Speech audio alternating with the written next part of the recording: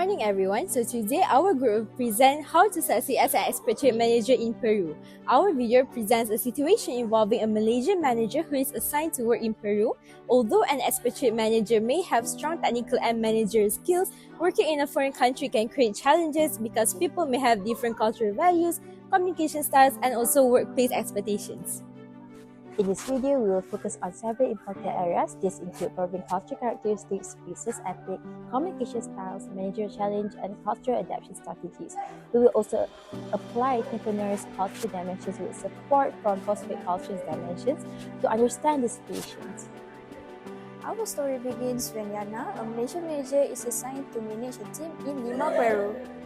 Let us see what happened when her usual management style meets a different cultural environment. Morning! I just received an email from the headquarters and I have been selected to become the manager of our company's new team in Lima, Peru. Oh, that is a great news, Yana. Congratulations! Yes, it is. I'm so excited about the opportunity. Honestly though, I'm a little nervous because I've never managed a team in Peru before. That is understandable. As an expatriate manager, you need more than technical knowledge. You also need culture awareness. Well, I understand, but I have managed teams in Malaysia. So if I give clear instructions, set deadlines, and make sure everyone completes their responsibilities, shouldn't that work? It may work to some extent, but you should not assume that employees in another country will have exactly the same expectations as employees in Malaysia. Their communication style, workplace, relationships, and expectations towards management may be different. So you're saying that I need to adapt my management style? Exactly. Your goal is not to completely change who you are. Your goal is to understand the local environment and adjust your approach when necessary. Alright, I'll keep an open mind on that. So now, I'm ready for Peru!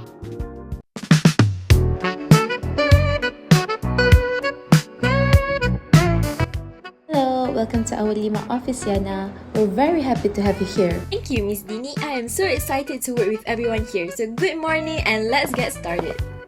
Good morning, Yana. Welcome to the team. Welcome, it's nice to have you here. Oh, thank you guys. So actually, I have prepared today's schedule. We have several tasks to complete, so I want everyone's focus to be on their individual responsibilities. Arisa, you will handle the sales report. Kai, you will prepare the client presentation. So I want both of these tasks to be completed by the end of today. Oh, today? We can try, but perhaps we should discuss the project first. Well, the instructions are already clear, so I think we should focus on completing the work. Maybe we could have some coffee first and introduce ourselves properly. It might help us to get to know each other. Coffee? Actually, we have a lot of work to finish. Maybe we can do that a bit later. Oh, alright.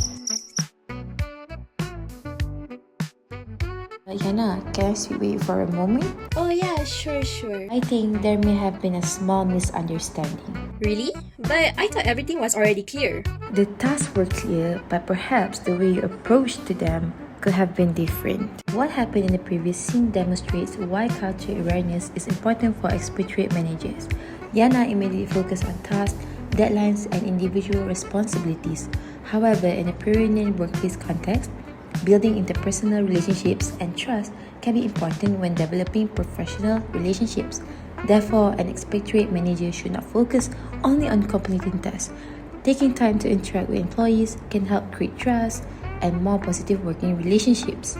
For example, when we suggested having coffee and getting to know the manager, we were not trying to avoid work. We were trying to create a comfortable relationship with our new manager. This shows why an expatriate manager should understand the difference between task orientation and relationship building. This can be linked to entrepreneurs' specific versus diffuse dimensions.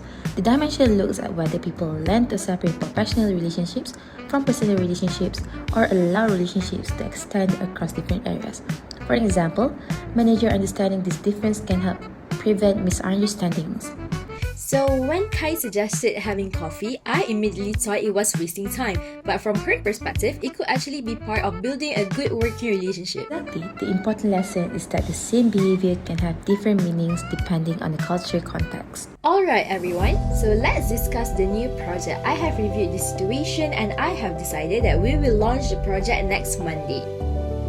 Next Monday? I think we may need more time.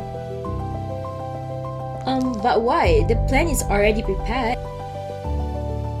There are still some things that need to be completed. Well, we don't have time to discuss every small detail. As the manager, I have to make the final decision, so please follow the plan. Does anyone disagree? Yes, It's okay. Yana, can we talk for a moment? Oh yeah, sure. I received a complaint from a meeting just now. But I don't understand. I asked them if they disagree and they say that everything was okay. That may not necessarily mean that they completely agree. This is where communication becomes important. Well, what do you mean? As an expatriate manager, you need to pay attention to more than the words employee use. You should also consider their tone, body language, hesitation, and willingness to express their options. Sometimes, employees may not feel comfortable openly challenging their manager, especially in front of others. So, creating an environment where employees feel comfortable giving feedback is important. I understand now. I should have asked them to explain their concerns instead of simply asking whether they disagree. Let's analyze the situation using cultural frameworks. First, Trumpenar's specific versus diffuse dimensions helps explain the importance of relationships and how professionals and personal relationships may interact. The first misunderstanding happened because Yana focused immediately on tasks while the local employees wanted to establish a relationship first. Second, individualism versus communitarism can help us understand differences in the importance placed on individual responsibility compared with group relationship and cooperation. This explains why I focused on assigning individual tasks while the team wanted more discussion and cooperation. We can also use host-fate power distance to consider expectations surrounding hierarchy and authority. An example, manager needs to understand how employees view managerial authority and how comfortable they are expressing disagreement. In our situation, the manager's position of authority affected how comfortable we felt expressing our concerns directly. So, cultural framework help managers identify why a misunderstanding may happen instead of simply blaming one side. And they remind me that my own way of managing is not automatically the correct way in another country. From this situation, we can identify several challenges faced by expatriate managers. First is cultural misunderstanding. A manager may interpret employee behavior based on their own cultural expectations. Second is communication. Employees and manager may have different expectations about how opinion, concern, and disagreement should be expressed. Third is leadership adaptation. The manager needs to maintain organizational standards while adjusting to the local cultural environment. If these challenges are not managed properly, they can affect employee trust, teamwork, motivation, and overall performance. Therefore, cultural intelligence and adaptability are important skills for expatriate managers. Oh, so now I understand the problem, but what should I do differently? There are several strategies you can First, use. build relationship with local employees. Take time to know your team instead of focusing only on tasks. Second, listen actively. Give employees opportunity to express their opinions and concerns. Third, adapt your communication style. Instead of simply giving instructions, encourage discussions and feedback.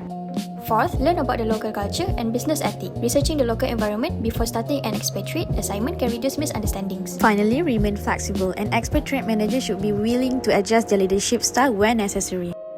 I absolutely agree. I don't need to completely abandon my own management style. Instead, I need to find a balance between the company's objectives and the local cultural environment. Exactly. Cultural adaptation is about learning how to work effectively with people who may have different expectations. Alright then, let's have the meeting again. This time, I'll approach it differently. Good morning everyone. So before we finalize the project timeline, I would like to hear everyone's opinion. So Arisa, what do you think about the proposed launch date? I think the project is possible, but we may need another week to prepare everything properly.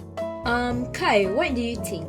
I agree. Another week will give us enough time to prepare the presentation and avoid unnecessary problems. Well, that makes sense. So let's discuss the options together. What if we launch the project the following Monday? Yes, I agree. Yes, I agree.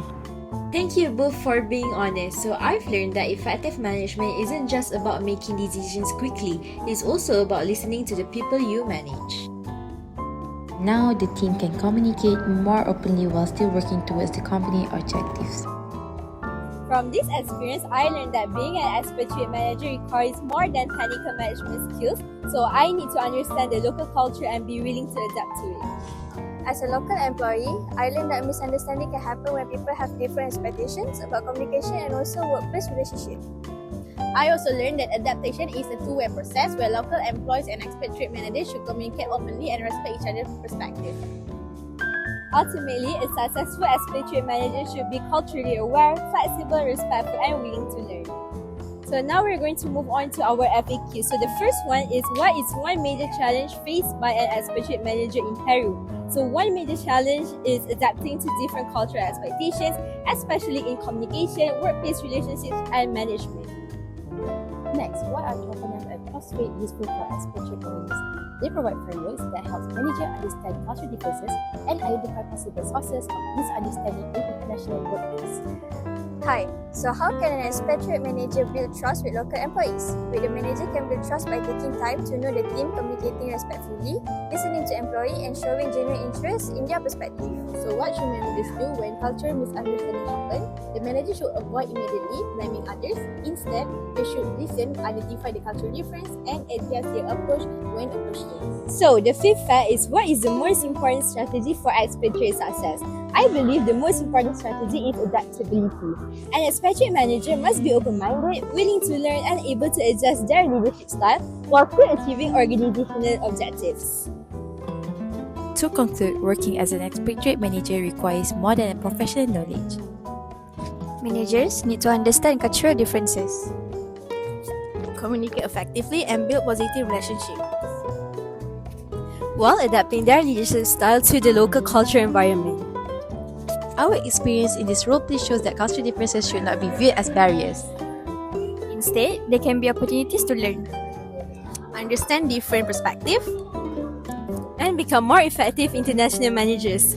Thank you for watching!